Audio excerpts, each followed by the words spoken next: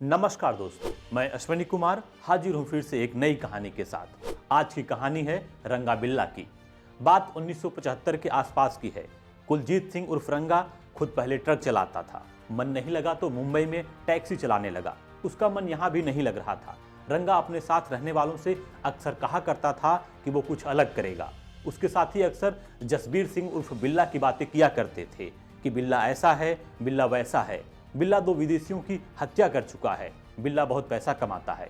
रंगा के मन में बिल्ला से मिलने की आस जगी तो रंगा ने कहा, बिल्ला से मुझे भी मिलवाओ। और एक दिन आखिरकार दोनों की मुलाकात हो ही जाती है और अब इस तरीके से बन जाती है रंगा बिल्ला की जोड़ी। रंगा और बिल्ला मुंबई में कार चोरी करते और फिर उसे बेच देते, बच्चों को किडनैप करते और वसूली करके छोड़ देते।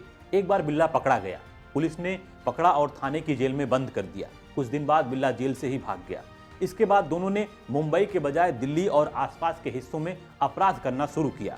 1978 के जून के महीने में अशोक शर्मा नाम के व्यक्ति की कार अशोका होटल के सामने से रंगा बिल्ला ने चोरी कर ली।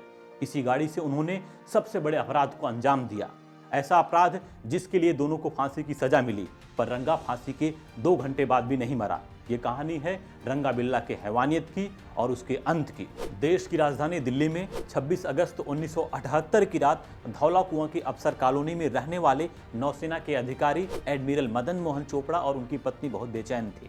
इसकी वजह थी शाम से लापता उनके बच्चे संजय और गीता चोपड़ा। 17 साल की गीता अपने 16 साल के भाई के साथ शाम को निकली थी।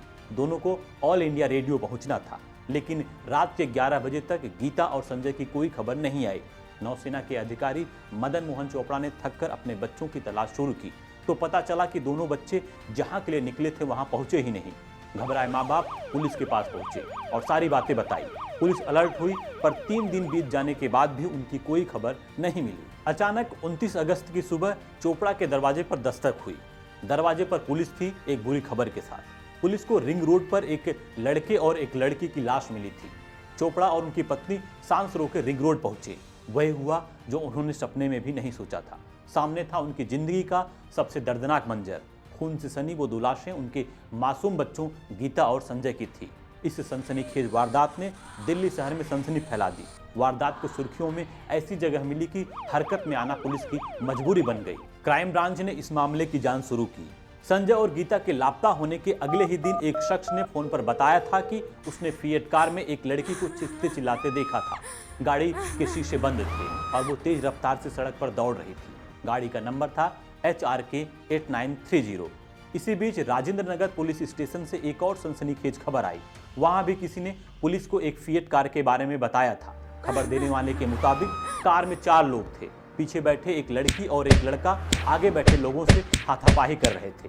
खास बात यह कि कार का नंबर वही था HRK 8930। पुलिस को यकीन होने लगा कि संजय और गीता की गुमशुदगी और उस फिएट कार में कहीं ना कहीं कोई रिश्ता जरूर है। शहर के चप्पे चप्पे में उस कार की तलाश शुरू कर दी गई और काफी मशक्कत के बाद पुलिस को कार के बारे में कुछ सुराग मिल गए। लेकिन जब वो कार और कार मालिक को तलाशते हुए मंजिल पर पहुंचे तो हैरान रह गए। ट्रांसपोर्ट विभाग के रिकॉर्ड से पता चला कि कार पानीपत के रहने वाले किसी रविंदर गुप्ता की है। सुराग की आस लगाए पुलिस पानीपत पहुंची, लेकिन वहां तफ्तीश को बड़ा झटका लगा। दरअसल HRK 8930 नंबर की गाड़ी वहां मौजूद तो थी, लेकिन ना तो वो फिएट कार थी और ना ही इस हाल में कि वो दिल्ली तक पहुंच सके। यानी जिस फिएट की पुलिस को तलाश थी उस पर फर्जी नंबर प्लेट लगी थी। कातिल तक पहुंचने का कोई सिरा पुलिस को नहीं मिल रहा था। पड़ताल के दौरान पुलिस को पता चला कि कुछ दिन पहले गीता चोपड़ा की एक फौजी अफसर के बेटे से नोकझोंक हुई थी। शक की सुई उस पर घूम गई कि कहीं उसी ने तो वारदात को अंजाम नहीं दिया, लेकिन जांच के बाद उसे क्लीन चिट दे दी गई। इस बीच संजय और गीता की पोस्टमार्टम रिपोर्ट आ चुकी थी, जिसके मुताबिक संजय के शरीर पर चोट के 21 निशान थे, जबकि गीता के शरीर पर चोट के 6 निशान थे। दोनों का कत्ल तेज धार वाले किसी हथियार से किया गया था, लेकिन वो गुनाह बस इतना ही नहीं था। रिपोर्ट में एक और सनसनीखेज बात थी जिसने सबके होश उड़ा दिए। हत्या से पहले गीता का रेप हुआ था। कातिल ने उसे अपनी हवस का शिकार बनाया था।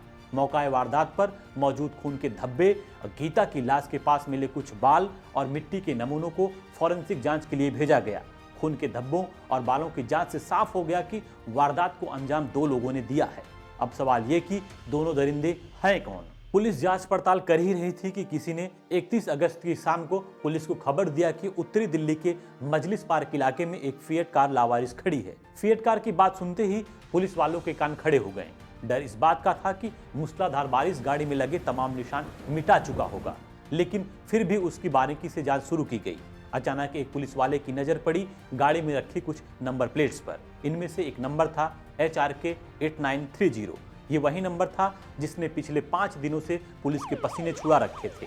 ये वही नंबर था जिसे 2 लोगों ने दिल्ली की सड़कों पर तेज रफ्तार से दौड़ते देखा था। नंबर प्लेट्स को फॉरेंसिक लैब भेज दिया गया।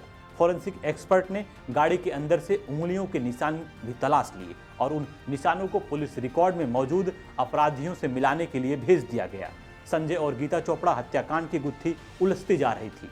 वारदात में इस्तेमाल गाड़ी में उंगलियों के निशान तो मिले, लेकिन वे उंगलियां किसकी हैं? कातिलों की तलाश कर रहे क्राइम ब्रांच के अफसरों ने शातिर बदमाशों की फाइलें खंगालनी शुरू की। अचानक उनकी नजर एक फाइल के रिकॉर्ड पर टिक गई। ये फाइल थी मुंबई से फरार 2 शातिर बदमाशों की, रंगा और बिल्ला की। छानबीन चल ही रही थी कि मुंबई क्राइम ब्रांच की एक टीम दिल्ली पहुंची।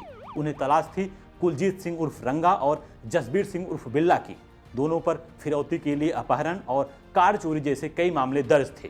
दोनों बदमाश पुलिस हिरासत में फरार हुए थे।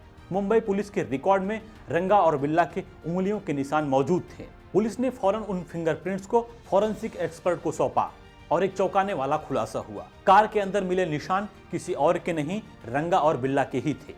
पुलिस ने रंगा और बिल्ला के पोस्टर शहर के चप्पे चप्पे पर लगवा दिया। एक दिन खबर मिली कि रंगा बिल्ला की मिलती शक्ल के 2 लोग रेलवे पुलिस के हत्थे चढ़े हैं। लगातार नाकामी झेल रही पुलिस को बिल्कुल यकीन नहीं था कि वो दोनों रंगा और बिल्ला ही होंगे, लेकिन पुलिस पुराने दिल्ली रेलवे स्टेशन के लॉकअप में पहुंची तो सामने थे शातिर बदमाश रंगा और बिल्ला। रंगा और बिल्ला से पूछताछ हुई तो 2 मासूमों के घिनौने हत्याकांड का राज परत दर परत खुलने लगा। 26 अगस्त की शाम ऑल इंडिया रेडियो जाने के लिए संजय और गीता चोपड़ा बस का इंतजार कर रहे थे। अचानक एक फिएट कार उनके पास आकर रुकी। गीता को देखकर खूंखार अपराधी रंगा और बिल्ला की नीयत खराब हो गई। लिफ्ट देने के बहाने उन्होंने संजय और गीता को गाड़ी के अंदर बैठा लिया, लेकिन ऑल इंडिया रेडियो जाने के बजाय वो फिएट कार मुड़ गई एक सुनसान रास्ते की तरफ। खतरे का अंदाजा लगते ही संजय और गीता ने शोर मचाना शुरू कर दिया, लेकिन कार से निकलने की उनकी तमाम कोशिशें बेकार होती रहीं। कई रास्तों को चीरती हुई वो कार रीच के सुनसान इलाके में पहुंची। बिल्ला ने फौरन गीता को गाड़ी से बाहर खींच लिया। इस बीच संजय के हाथ गाड़ी में पड़ी तलवार लग गई। बहन की इज्जत बचाने के लिए उसने पूरी ताकत से बिल्ला पर वार किया, लेकिन बिल्ला और रंगा के सामने वो ठहर ना सका। दोनों ने उसी तलवार से उसका कत्ल कर दिया। फिर उन दोनों हैवानों ने मासूम गीता को हवस का शिकार बनाया और तलवार से उसे भी मौत के घाट उतार दिया। गिरफ्तारी के बाद केस बहुत तेज चला। पुलिस ने दोनों से अलग अलग पूछताछ की। डीएनए जांच हुई। सारे सबूत और डीएनए रंगा बिल्ला से मैच कर गए। सेशन कोर्ट ने दोनों को फांसी की सजा सुनाई। रंगा बिल्ला ने दिल्ली हाई कोर्ट में याचिका दायर की। 26 नवंबर 1979 को हाई कोर्ट ने भी फांसी की सजा को बरकरार रखा। रंगा ने सुप्रीम कोर्ट में याचिका दायर की। सुप्रीम कोर्ट ने याचिका खारिज करते हुए कहा, फांसी से कम कोई सजा नहीं। रंगा और बिल्ला के पास अब राष्ट्रपति को दया याचिका भेजने का विकल्प था। उन्होंने उस वक्त के राष्ट्रपति नीलम संजीव रेड्डी को याचिका भेज दी। राष्ट्रपति ने भी कोर्ट की तरह तत्काल इसे खारिज कर दी। अब बस फांसी की तारीख तय होना बाकी था। इस पूरी कार्रवाई के दौरान बिल्ला हमेशा उदास रहता और रोता रहता था। वह कहता था कि वह निर्दोष है, लेकिन उसे रंगा ने फंसा दिया। दूसरी तरफ रंगा कहता, रब सब जानता है, मैंने कुछ किया ही नहीं। बचने के सारे विकल्प खत्म हुए तो फांसी की तारीख 31 जनवरी 1982 तय कर दी गई। फांसी देने के लिए मेरठ से कालू जल्लाद और फरीदकोट से फकीरा को बुलाया गया। फांसी के लिए रस्सी बिहार के बक्सर से आई। जेल प्रशासन ने दोनों जल्लादों को उस वक्त 150 रुपए में ओल्ड मॉन्क शराब मंगाकर पिलाई। जेल प्रशासन की माने तो पूरी होश में रहने वाला व्यक्ति किसी की जान नहीं ले सकता। 31 जनवरी के दिन तिहाड़ जेल प्रशासन ने दोनों को सुबह 5 बजे जगाया। रंगा नहाया, लेकिन बिल्ला ने नहाने से मना कर दिया। दोनों को फांसी के तख्त पर लाया गया। हाथ पीछे बांधा गया और चेहरे को काले कपड़े से बने थैले से ढक दिया गया। फांसी के तख्त पर पहुंचने पर रंगा ने जोर से नारा लगाया, जो बोले शो निहाल, शास्त्रीय अकाल। तभी जेल के अधीक्षक आर्यभूषण शुक्ल ने लाल रुमाल हिलाया और दोनों जल्लादों ने लीवर खींच दिया। 2 घंटे बाद जब डॉक्टरों ने चेक किया तो बिल्ला मर चुका था, लेकिन रंगा की नाड़ी चल रही थी, क्योंकि उसने फांसी के वक्त सांस रोक ली थी। एक कर्मचारी फांसी के तख्त से नीचे उतरा और उसने रंगा के पैर खींचे, तब जाकर वह मरा। बिल्ला और रंगा के घर वालों ने अंतिम संस्कार के लिए लाश लेने से मना कर दिया। जेल प्रशासन ने अपनी तरफ से उनका अंतिम संस्कार किया और इस तरीके से न्याय का चक्र पूरा हुआ। दोस्तों, आपको आज की कहानी कैसी लगी हमें कमेंट बॉक्स में लिखकर जरूर बताइएगा। मिलते हैं एक नई कहानी के साथ, तब तक आप अपना ख्याल रखिए और मुझे इजाजत दीजिए। धन्यवाद।